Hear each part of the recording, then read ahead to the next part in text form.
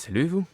Moi, c'est Oyen, et comme vous avez pu le lire dans le titre, oui, j'ai fait les 326 chemins du jeu Shadow the Hedgehog, et sur chaque plateforme, soit 978 chemins.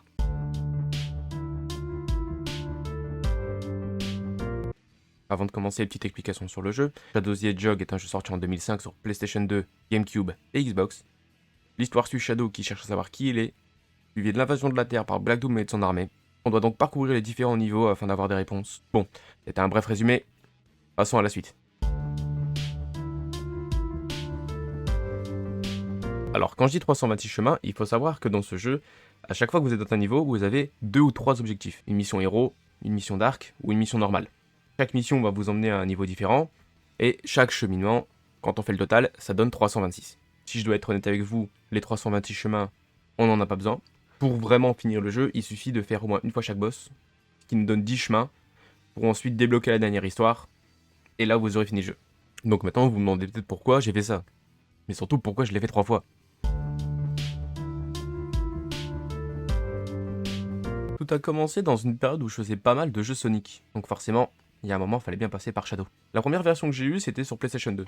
Au début, je voulais simplement faire le jeu, rien de plus. Pas les 326 chemins, pas les clés, pas les rangs A, juste le finir. Ensuite, c'est mon ami qui m'a lancé le défi de faire les fameux 326 chemins. Sachant que j'aime bien 100% mes jeux, j'ai tenté le défi. En termes de durée, ça m'a pris un bon mois. Comme je connaissais pas les niveaux, et qu'il y avait des niveaux galères, ça a pris du temps.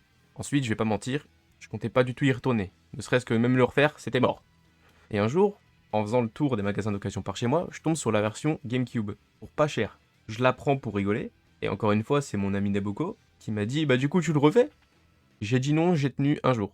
Et au final, pour la version Xbox, j'ai fini par la commander dans le plus grand des secrets, parce que j'étais clairement en mode « Au point où j'en suis, autant le faire ». Et là, j'avoue, j'ai abusé. 17 jours. J'étais à 20 fins par jour environ. Ah, là, je peux vous dire que la Xbox que je viens de trouver, elle a été rentabilisée, testée, tout ce que vous voulez. Enfin bon. Maintenant, abordons le challenge dans sa globalité.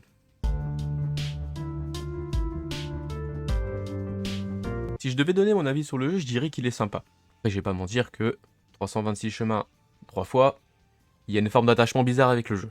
En termes de galère, évidemment, j'en ai eu. J'ai eu quelques freezes sur Wii, quelques écrans noirs sur Xbox, et quelques bugs sur PlayStation 2.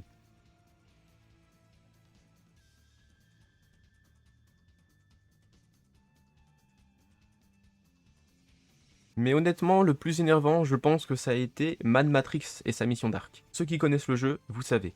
Pour les autres, pour résumer grossièrement, il faut détruire des bombes sur un circuit, mais la caméra est aux fraises, ce qui rend la map illisible, même en en ayant une à côté. La première fois, j'ai peut-être mis 21 minutes pour le faire.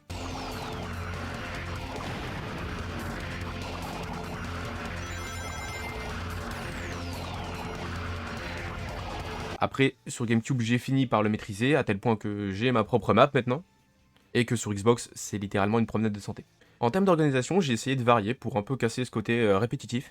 Sur PlayStation 2, j'ai pris un niveau de fin, comme par exemple Gun Fortress, et j'ai fait tous les chemins qui y amènent. Sur GameCube, j'ai fait dans l'ordre, et sur Xbox, j'ai fait tous les chemins avec les boss d'arc, et seulement après, j'ai fait tous les chemins avec les boss héros, histoire de casser un peu ce côté répétitif. Si je devais citer une des méthodes qui m'a le moins plu, c'est sur GameCube. Alors au fond, on refait le même chemin, sauf vraiment le dernier niveau où là on va changer la mission, mais ça fait ultra répétitif. Mais au fond j'ai bien aimé ce challenge, sinon je l'aurais pas fait. Après avoir fini le challenge sur PlayStation 2, je me suis aussi dit que je devais partager ma save, sauf qu'il fallait trouver comment faire. L'idée d'extraire mes saves m'est venue quand j'ai remarqué que sur les sites GameFAQs, il n'y avait aucune sauvegarde de Shadow the Hedgehog PlayStation 2 européenne, que ce soit avec ou sans les 326 chemins. En me renseignant un petit peu sur comment faire sans forcément craquer ma console, j'ai un ami qui m'a parlé des cartes mémoire Free MacBoot. J'en ai donc commandé une, et j'ai pu extraire ma save. Sur GameCube, ça a été plus simple. J'ai trouvé une Wii d'occasion, je l'ai craqué grâce à la Letter Bomb, et ensuite j'ai simplement extrait ma save. Et pour finir sur Xbox, ça a été un peu plus long.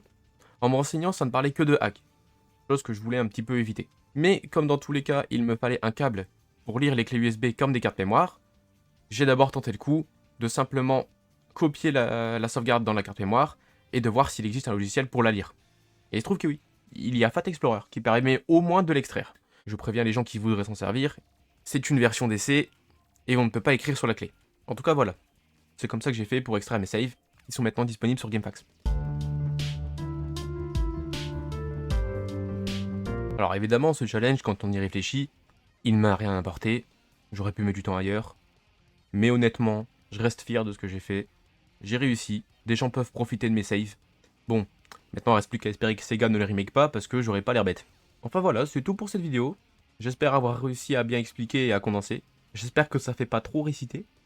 Je suis pas trop encore habitué à faire ce genre de vidéo et encore moins à écrire du texte. Mais j'espère quand même que ça vous a plu. C'était Oyen. Ciao.